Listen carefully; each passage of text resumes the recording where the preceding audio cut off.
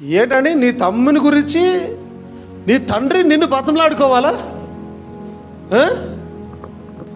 ఇక నుంచి వెళ్ళిపోయిన వాళ్ళ గురించి కాదు ఏడ్చేది, వాళ్ళు తప్పిపోయినారు కాదు. సంఘంలో కూర్చొని తప్పిపోయిన వారు ఎంతమంది?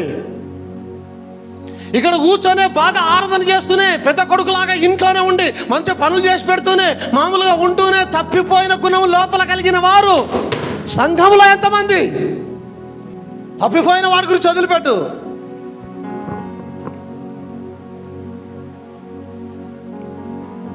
అవునా? తండ్రి బతంలాడుకుంటూ ఉన్నాడు.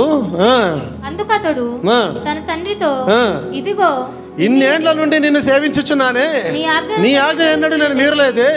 అయినను నా స్నేహితులతో సంతోషపడినట్లు నీవు నాకెన్నడూ ఒక మేక పిల్లనైనా ఇయ్యలేదు.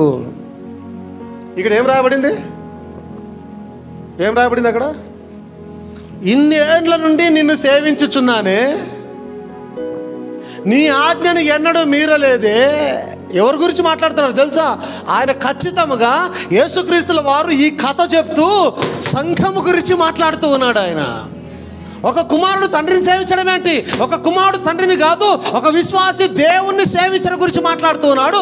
సంఘములోనే ఉండి నేను నిన్ను సేవిస్తూ ఉన్నానే, నీ ఆజ్ఞను మీరలేదే, సంఘ క్రమాన్ని మీరలేదే, దశభాగం ఇస్తూ ఉన్నానే, నేను సంతోషించినట్టుగా ఎన్నడన్నా ఒక దూడను వధించావు నా కొరకు. సంఘంలో ఉండి తప్పిపోయిన కుమారుల గురించి మాట్లాడుతూ ఉన్నాడు ఆయన. ఈరోజు సంఘాల పరిస్థితి, సంఘంలో ఉండి ఆజ్ఞలు పాటిస్తూ, వాక్యాన్ని వింటూ, దేవుని ఆరాధిస్తూ, సేవిస్తూ తప్పిపోయిన వారు. వాస్తవానికి ఎవరు తప్పిపోయారు? చిన్నవాడు తప్పిపోలేదండి. ఎట్టి పరిస్థితుల్లో తప్పిపోయింది ఇంట్లోనే ఉండి ఆ క్యారెక్టర్ కనిపించకుండా ఏదైతే బయట ఇప్పుడు పడుతున్నాడో అతడు తప్పిపోయాడు. అదే దినాన ఈ లెక్క ప్రకారం ఏమనుకుంటాడో తెలుసా? ఎప్పుడైతే తన తమ్ముడు బయటకు వెళ్ళిపోయాడో, మంచిగా ఇంద్ర వీడు పోయింది, వీడి పీడ వెళ్ళిపోయింది, నాకు ఇప్పుడు నుంచి నేను ఒక్కనే ఈ ఇంటికి అధికారిని, నేను ఒక్కనే వారసుని, నేను చక్కగా బతికేస్తాను, నా పిల్లలు చక్కగా వీడు పోయిందే మంచిగా అయింది వీడికెళ్ళి అనుకున్న క్యారెక్టర్ అది ఇప్పుడు బయటపడుతున్నాడు ఆయన. అందుకే ఒక్క రోజు కూడా తండ్రి గురించి కొడుకును తమ్ముడి గురించి వెతికిందిలే. పనులు చేసుకుంటున్నాడు, ఉద్యోగం చేసుకుంటున్నాడు. పోయి నాకు ఒక మేక పిల్లని ఇయ్యలేదు, అయితే నీ ఆస్తిని వేషలతో తినివేసిన ఈ నీ కుమారుడు రాగానే వీని కొరకు కొవ్విన దూడను వధించిద్ది అని చెప్పాను.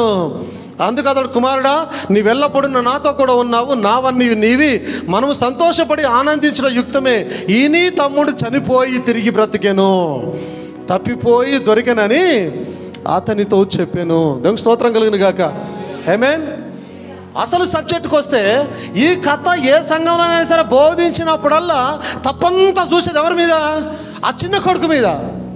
ఆడు తప్పిపోయాడు, డబ్బును తీసుకొని వెళ్ళిపోయాడు, ఆస్తిని తీసుకొని వెళ్ళిపోయాడు, వేషలతో జీవించాడు, దుర్వ్యాపారం చేశాడు, చెడు బ్రతుకుతాడు, అతని మీదనే చూపు పెడతారు. ఏ సంఘంలో బోధించినా, ఏ పాస్టర్ బోధించినా, ఏం చేసినా తప్పిపోయిన కుమారుడు. కానీ ఏ రోజైనా సరే సంఘంలోనే ఉంటూ తప్పిపోయిన ఆ అన్న గురించి ఎవరు మాట్లాడరు ఎప్పుడు కూడా. సంఘంలోనే ఉంటూ ఒక ప్రశ్న, 2 ప్రశ్న, 3, 4 ప్రశ్నలు వేద్దాం. సంఘంలో ఉన్న అన్నకు ప్రశ్నలు వేస్తాం. తప్పిపోయిన వారు సంఘం నుంచి బయటకు వెళ్ళిపోయినారు. ఇంతకుముందు చాలాసార్లు మాట్లాడినాను నేను. తప్పిపోయిన వారు సంఘం నుంచి బయటకు వెళ్ళిపోయినారు. వెళ్ళిపోయిన వారి గురించి నీ బాధ్యత ఏమిటి?